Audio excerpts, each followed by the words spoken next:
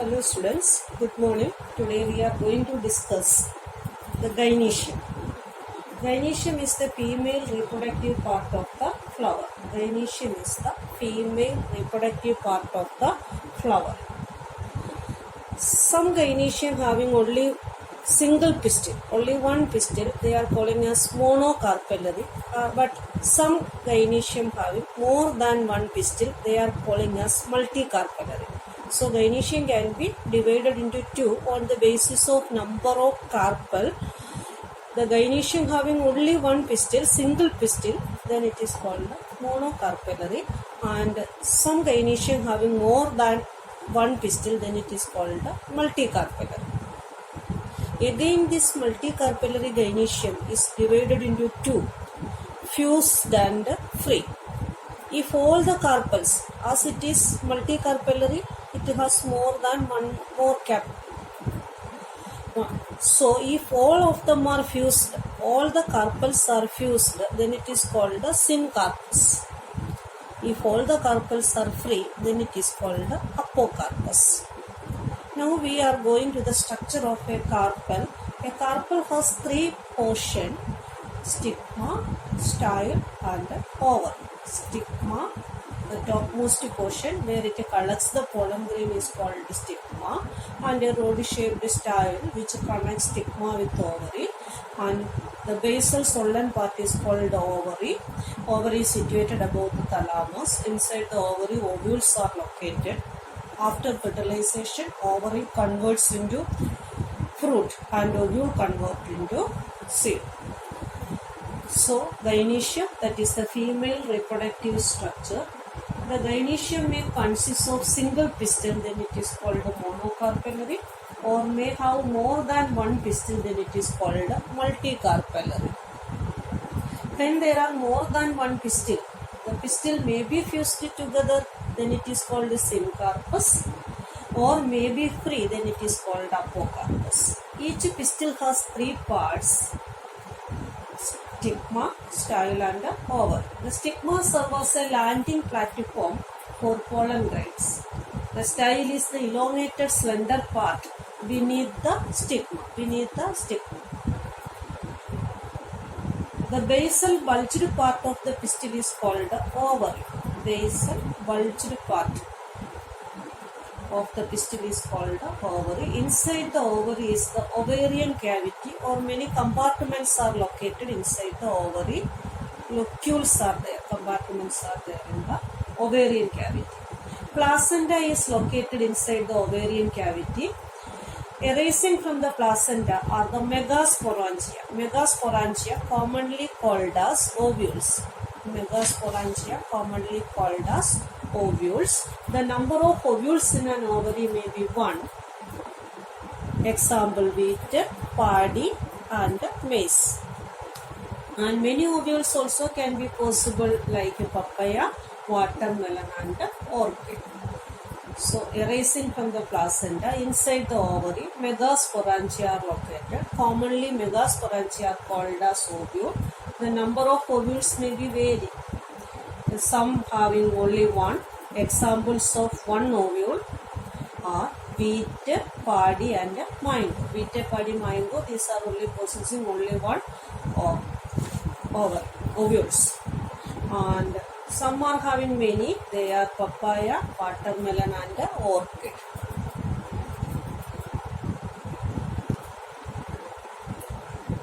Now we are going to the structure of megasporangium, that is ovule. Structure of megasporangia ovule. It has mainly two parts: integuments and nucellus. Megasporangium has mainly two parts: integuments and nucellus. The meaning of integument is covering only, and nucellus is the inner portion. Sometimes one or two integuments are present. Outer one is called outer integument, and inner one is called inner integument. And innermost portion is nucellus, and inside the nucellus embryo sac is present. So, ovule is a small structure attached to the placenta by means of a stalk called funicle. Ovule is a small structure attached to the placenta by means of a stalk called funicle. The body of the ovule fuses with the funicle in the region called the hilum. Funicle and hilum.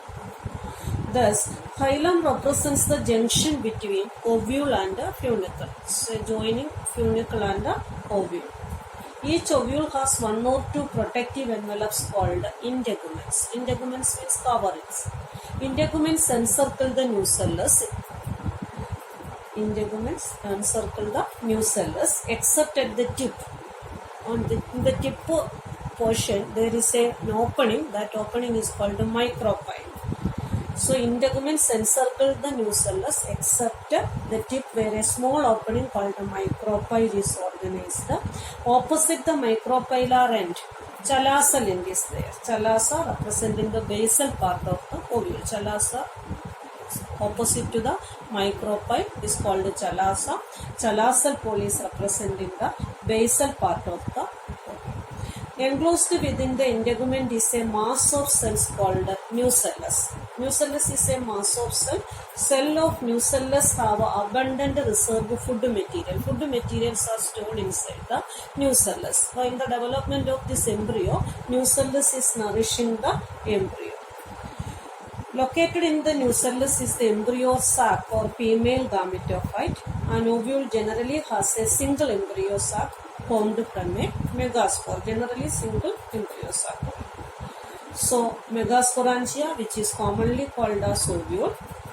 So structure of ovule only we are learning now. Ovule, another name of ovule is megasporangium. So ovule is a small structure attached to the placenta by means of a stalk called funicle. The body of the ovule fuses with the funicle in the region called hilum.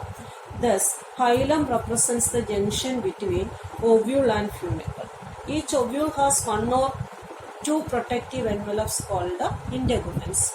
Integuments encircle the nucellus except at the tip where a small opening called the micropyle is organized.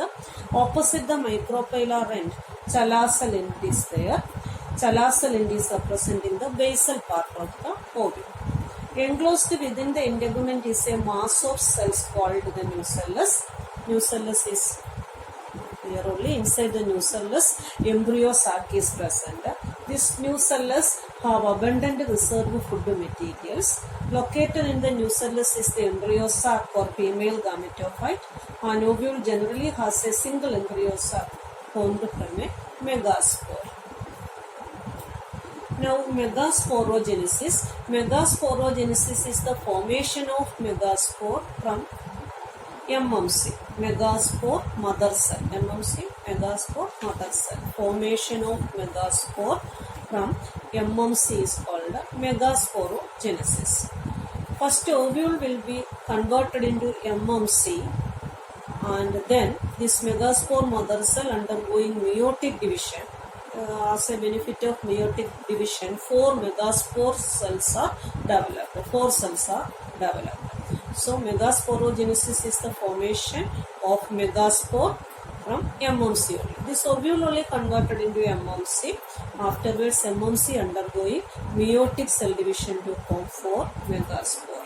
Enclosed within the integument is the mass of the cells called the nucellus. And the process of formation of megaspore from the megaspore mother cell is called the megasporogenesis. Ovules generally differentiate a single megaspore mother cell MMC in the micropylar region only. Micropylar region only MMC is developing. Ovules generally differentiate a single megaspore mother cell in the micropylar region of the nucellus. It is a large cell containing dense cytoplasm. It's a large cell. MMC is a large cell containing dense cytoplasm and a prominent nucleus. Dense cytoplasm and prominent nucleus. So it is a very active cell. The MMC undergoes meiotic division.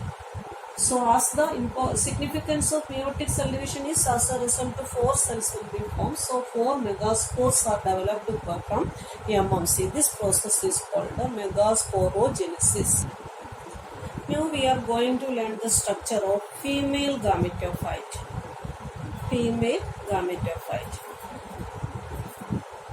In majority of flowering plants, one of the megaspore, 4 megaspore cells are there. From that, one of the megaspore become functional. So, functional megaspore. Total 4 cells are there, megaspore cells are there. Out of that, one become functional and converted into female gametophyte. In majority of flowering plants, one of the megaspore become functional while the other 3 degenerate. Only the functional megaspore develops into female gametophyte. The other name of female gametophyte is embryo sac. Embryo sac. The embryo sac, only this structure is embryo sac. The female, it is also called as female gametophyte. This method of embryo sac formation from a single megaspore is termed monosporic development. Mono means one only. So the method of embryo sac formation from a single megaspore. One megaspore only become functional. So from this megaspore only this female gametophyte is developing. So this type of development is called the monosporic development. The nucleus of the functional megaspore divides mitotically. The nucleus of the functional megaspore divides mitotically to form 2 nuclei. First nucleus is mitotically dividing to form 2 nuclei which move it to the opposite poles. One micropylar pole and other chalazal pole. Forming the 2 nucleate embryos of 2 more sequential mitotic nuclear division. One more division takes place, then 2 cells will be divided to form 4 cells. Then one more mitotic cell division takes place. Then this 4 nucleated structure become 8 nucleates. So total 8 nucleate stages there. 8 cells are forming. First 2 cells only were there. Then it undergo one mitotic division and converted into 4 cell. Again one more mitotic division took place. Also later the 8 nucleate stage of the embryo sac is developed. It is of interest to note that these mitotic division are strictly free nuclear. Free nuclear division. The meaning of free nuclear division is that after the division of nucleus, cytoplasm is not divided. Only nucleus only divided. Usually in cell division, first nucleus divides, then cytoplasm divides. But in free nuclear division, only nucleus develops. Afterwards, cytoplasm is not divided. So it is called a free nuclear division. That is, nuclear divisions are not followed immediately by cell wall formation. That is the meaning of free nuclear division. Nuclear divisions are not followed immediately by cell wall formation.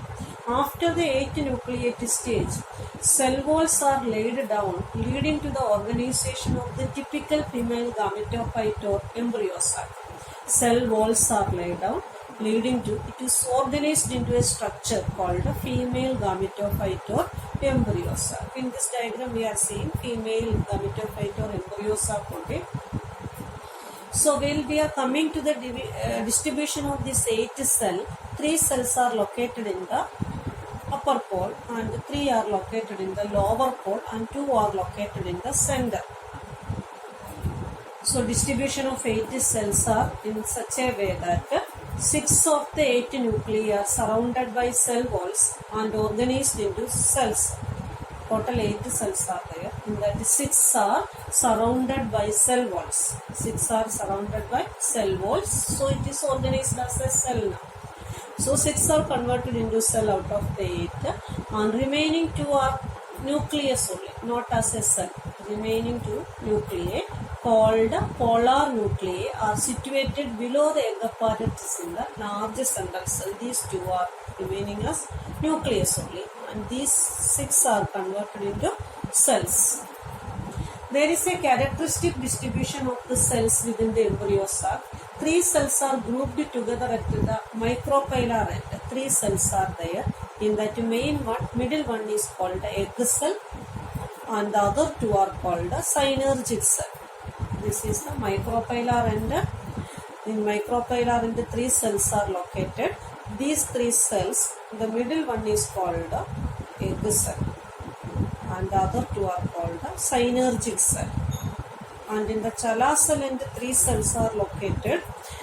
They are called as antipodal cells, and in the center 2 nuclei are located. So out of the 8, 6 are converted into the cell after the formation of cell wall around the nucleus.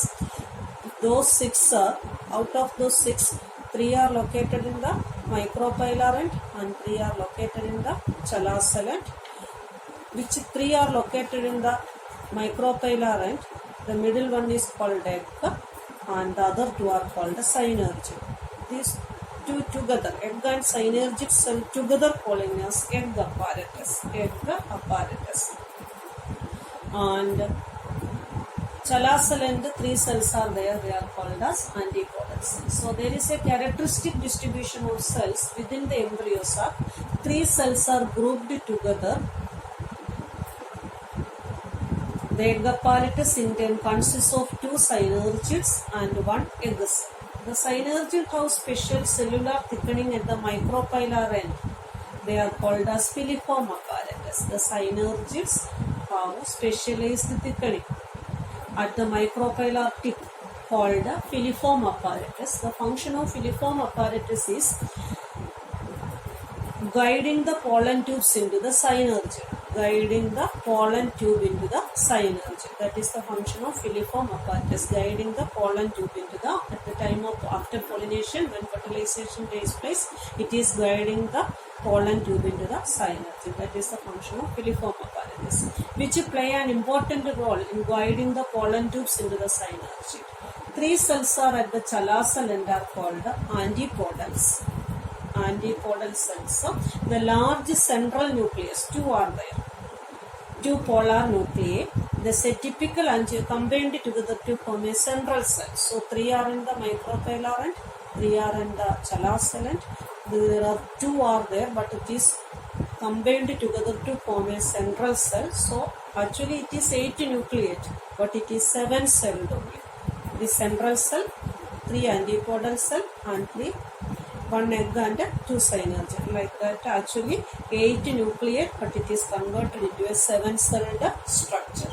So this characteristic distribution of the cells within the embryo sac is the nature of this plant. All the plants, 3 cells are grouped together at the micropylar end and constitutes the egg apparatus.